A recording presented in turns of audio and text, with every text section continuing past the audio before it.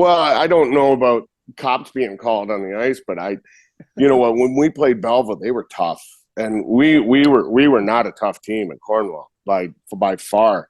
And you know, you get in, there was Charlie Moore and Todd Hawkins and all those kind of guys, and at the end, Darren McCarty there eventually, and they tough. They were tough, and Billy Bennett was just a little tiny little thing, like he was just a little man, and he had a mouth on him like crazy.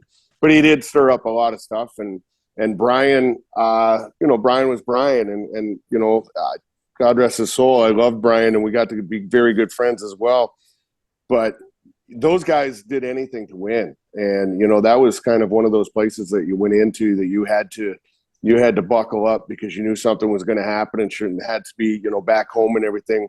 It got so bad in some of those games and that we would play that, you know, people were fighting in the stands, let alone my mom. I remember my mom being at the arena in Belleville, and some guy came flying up in between periods, suckered my mom, and kept going.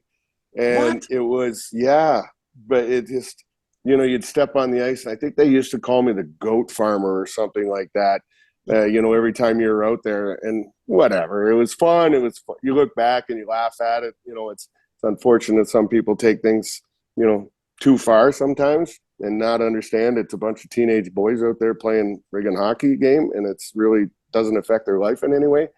But it was always a crazy place to go in. And as far as fights, there was always fights with Belleville. So what's the story with your mom though? Yeah, it was probably you guys or your dads or somebody that my mom was standing up talking to a bunch of the parents or whatever people, you know, at the game. You know everybody, and some guy just came flying up and boom, smacked her, and kept running, and never caught the guy. So spineless prick. She was all right though. Yeah, no, my mom could take it. She's tough. That's where you get your toughness from, eh? Yeah, yeah.